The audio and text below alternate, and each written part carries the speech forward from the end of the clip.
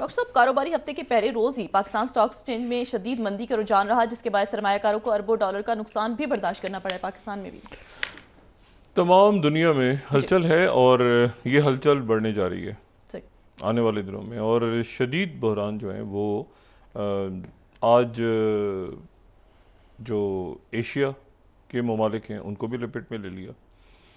और अभी कुछ देर पहले जब अमेरिका के वॉल स्ट्रीट के स्टॉक मार्केट्स खोले हैं, भिंडियाँ भिंडियाँ बचती हैं वहाँ पे रवायती, तो वो वहाँ पर भी जो है वो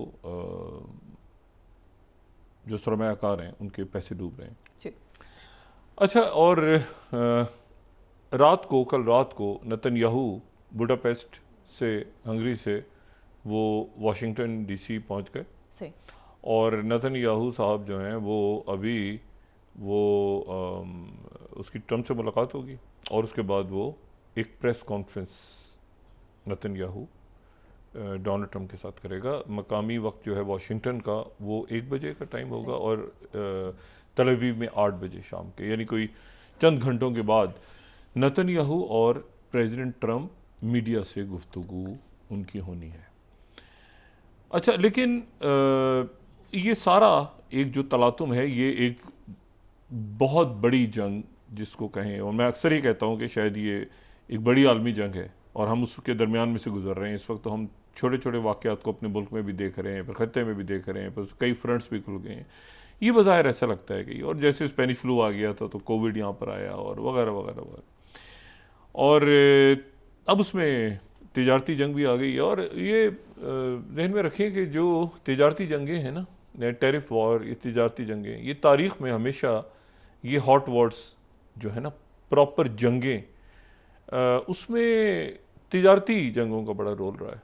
चाहे वो ओपियम वॉर्स हों, यहाँ से तो ये जो यूरोपियन कॉलोनाइजर्स थे ये मसाले और रेशम और ये सारा कारोबार कर रहे थे ना चाइना के साथ। लेकिन फिर जब ओपियम उन्होंने बेचना शुरू की और चाइना ने पाबंदी लगाई ओपियम पे, तो उसके बाद ओपियम वॉर छिड़ गई। तो तिजारत जो है वो बुनियादी तौर पे, और आप वहाँ से छोड़ दें, आप ये आ जाएँ, ये खलीजी जो पहली खलीजी जंग थी जिसमें इराक़ ने कुवैत के ऑयल के ऊपर कब्ज़ा किया, तो फिर वो एक बड़ी जंग की सूरत इख्तियार कर गया मामला।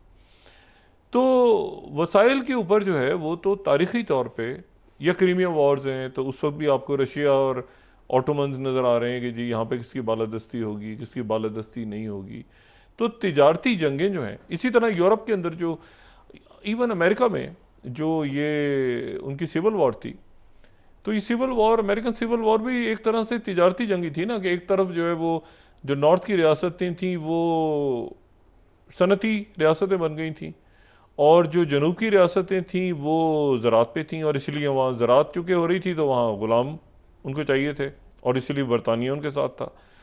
तो बुनियादी तौर पे तो तिजारत का इशू था ना, तिजारत के इशू ने फिर वो एक प्रॉपर जंग का रुख इख्तियार कर लिया। तो ये जो तिजारती जंगें हैं, ये जो टैरिफ वॉर्स हैं या जो ट्रेड वॉर्स हैं, ये अल्टीमेटली दुनिया की तारीख़ में जितनी बड़ी जंगें हुई हैं उनमें कहीं पानी, कहीं ऑयल, कहीं कुछ और ज़ख़ायर, कहीं तिजारत, कहीं रास्ते ब्लॉक कर दिए किसी ने दूसरे के। तो ये बुनियादी तौर पे जो तिजारत है और जो ज़ख़ायर हैं उनके ऊपर ही जंगें होती रही हैं।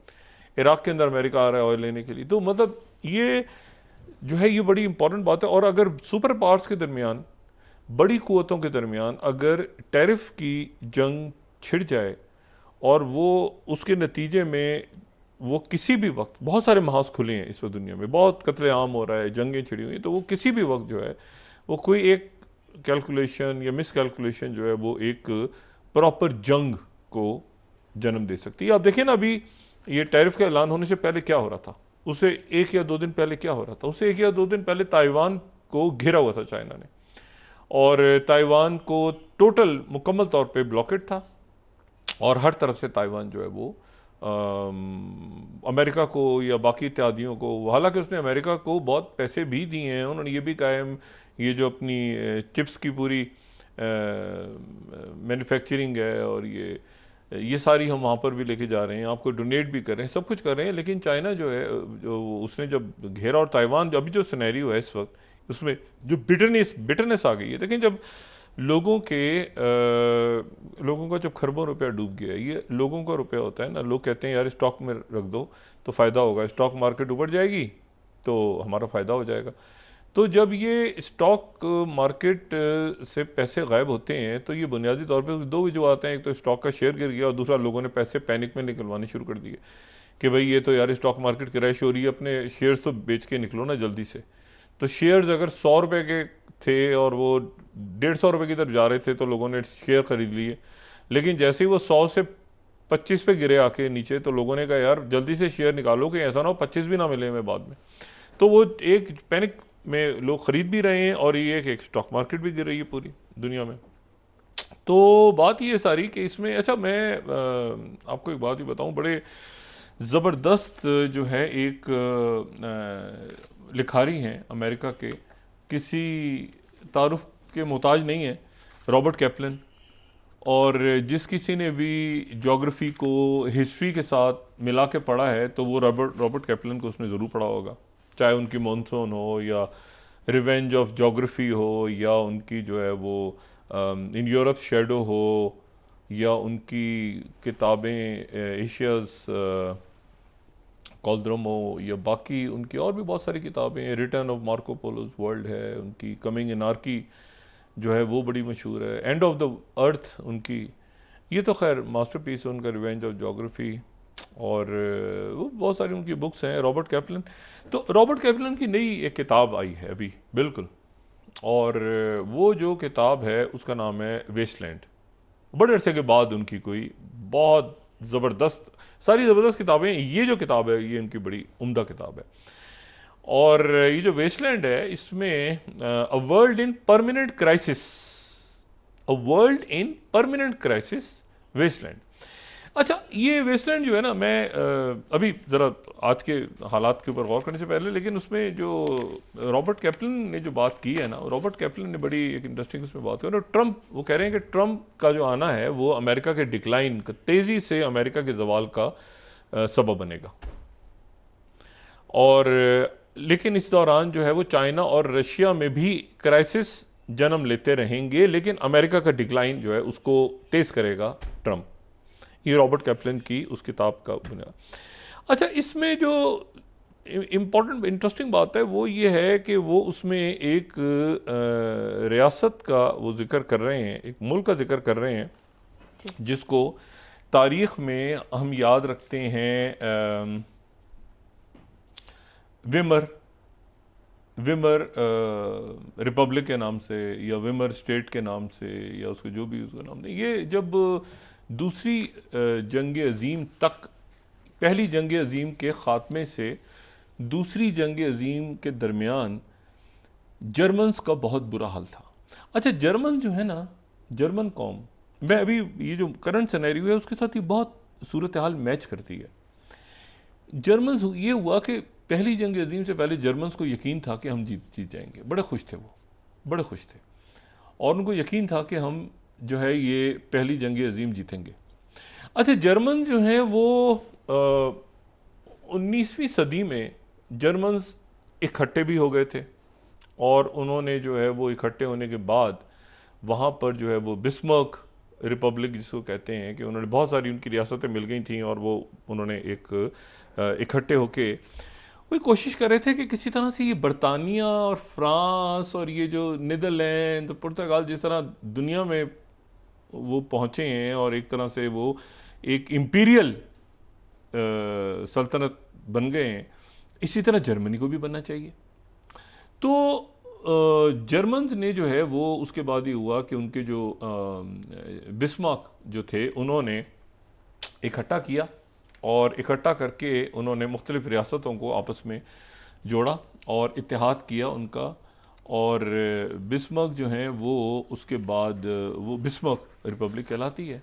वो उनका जब इत्तेहाद हो गया तो इत्तेहाद होने के बाद जो है वो उनकी 1871 से 1871 से लेके 1918 तक, 1871 से लेके वो जो है वो प्रो एशिया और बाकी जो टूट फूट थी सारी, लेकिन ये कि उन्होंने ये जर्मन एम्पायर बना ली। ठीक है ना। अब ये जर्मन एम्पायर जो है ये 1871 के बाद तो ये बिस्मर्क बन गई, उससे पहले ये जो है वो एक इसका मुख्तलिफ जो है क्रोएशिया और ये वो सारे छोटे छोटे जो उनकी कॉन्फेडरेशंस थी और वो सारे इकट्ठा होने शुरू हो गए थे। 1871 में वो सारे एक हो गए, एक हो गए, उन्होंने जर्मन एम्पायर बना ली। और उसके बाद ये हुआ कि वहाँ पर जो है वो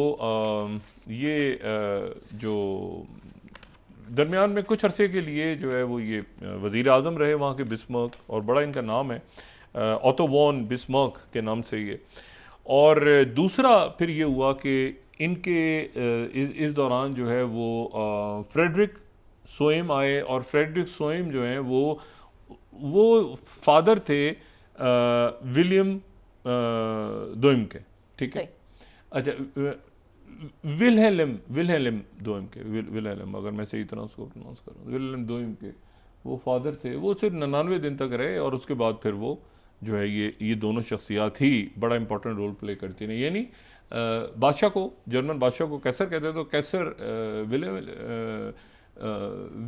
विल्हेल्म और चांसलर बिस्मर्क। अच्छा, ये जो है फिर इनमें खटपट हो गई, तो इन्होंने चांसलर को हटा दिया कैसर विल्हेल्म ने, और कैसर विल्हेल्म ने फिर जो है वो 1918 में तब तक वो जर्मन एम्पायर को लीड करते रहे जब तक जर्मन एम्पायर की जंग नहीं हो गई, यानी पहली जंग अजीम नहीं छिड़ गई। और पहली जंग अजीम के बाद फिर इनको इनके ओहदे से हटा के और फिर नीदरलैंड में इनको भेज दिया गया, वहीं इनकी डेथ हुई। लेकिन पहली जंग अजीम जो है उसमें 4 सल्तनतें टूट गई दुनिया की, 4 सल्तनतें पहली जंग अजीम में, जो 4 साल की जंग थी, 4 एम्पायर्स टूट गई, ठीक है ना। उसमें ऑटोमन टूट गए, उसमें जर्मन एम्पायर टूट गई, उसमें ऑस्ट्रो हंगेरियन एम्पायर टूट गई, और उसमें जो है वो रशिया में भी इनकलाब आ गया, तो रशियन जो एक एम्पायर थी उनकी ज़ार वार वो भी ख़त्म हो गए। तो 4 एम्पायर्स टूटी पहली जंग अजीम के इख्तिताम पे। और इसमें जो है ये पहली जंग अजीम भी जो है अचानक नहीं हुई, पहले इवेंट्स हो रहे होते हैं बहुत सारे, तो बहुत सारे वाक़यात जो हैं उन्होंने जन्म दिया था पहली जंग अजीम को।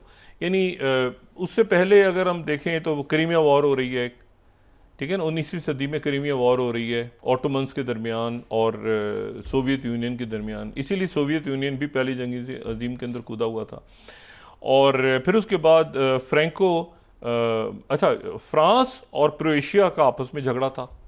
फ्रांस क्रोएशिया यानी जो जर्मन, यानी जर्मन इलाका, और फ्रांस, क्योंकि फ्रांस एक ताकत बन के उभरा हुआ था, तो जर्मन कह रहे थे हमने बनना है दुनिया में, तो उनकी भी लड़ाई आपस में हो रही थी। और फिर बोयर वॉर हुई थी 1899 से 1902 तक, जिसमें वो ब्रिटेन जो है वो साउथ अफ्रीका में लड़ रहा था, और रशिया और जापान की जंग छिड़ गई थी आपस में, ठीक है ना। वो भी चाइना और कोरिया के अंदर इंपीरियल क्लैश हो गया। तो ये बड़ी यूरोप की जो सल्तनतें और मुल्क हैं ये आपस में लड़ रहे थे। लेकिन फिर ये हुआ कि जो जर्मन हैं उन्होंने कहा कि यार ये हमारा जो ओस पड़ोस है ना, ओस पड़ोस हमारा ज़रा ख़तरनाक है। हमारे एक तरफ जो है ये फ्रांस है, एक तरफ फ्रांस से फटा हमारा चल रहा है, दूसरी तरफ जो है हमारे सोवियत यूनियन है, एक तरफ ये ऑस्ट्रो हंगेरियन एम्पायर है। तो जो जर्मन हैं उन्होंने उन्होंने कहा यार 3 है और तीनों हमारे खिलाफ हैं, इन 3 से अलग अलग तो हम लड़ सकते हैं, लेकिन अगर इनमें जो 2 मिल गए ना, या तीनों मतलब 2 मिल गए तो गड़बड़ हो जाएगी, तो ऐसा है कि इत्तेहाद कर लो। तो जर्मन्स ने पहले तो जो है वो इत्तेहाद किया, फ्रांस के साथ भी उनका इत्तेहाद हुआ। पहले तो वो तीनों के साथ इत्तेहाद किया उन्होंने, ऑस्ट्रो हंगेरियन के साथ भी, रशिया के साथ भी, और फ्रांस के साथ भी इत्तेहाद किया। फिर उन्होंने जर्मनी ने फ्रांस के साथ अलग से किया, लेकिन वो कच्चा पका इत्तेहाद था, वो बात बनी नहीं। ये इत्तेहाद ये इस तरह से बने, ये ट्रिपल अगर आप देखें पहला जो इत्तेहाद हुआ वो उन्होंने जर्मन्स ने ऑस्ट्रियो हंगेरियंस के साथ किया, फिर उन्होंने ऑटोमन्स के साथ भी कर लिया 1914 में, फिर वो इटालियंस के साथ किया उन्होंने, और उन्होंने कहा कि यार ये इनके साथ इत्तेहाद करके रखो। और सामने क्योंकि मध्य मुकाबिल फ्रांस था और रशिया था और ब्रिटेन था, ये इत्तेहाद ये इनके दरमियान लड़ाई हुई है, पहली जंग अजीम में इस तरह से लड़ाई हुई है। अब लड़ाई हुई तो ये चारों सल्तनतें टूट गई।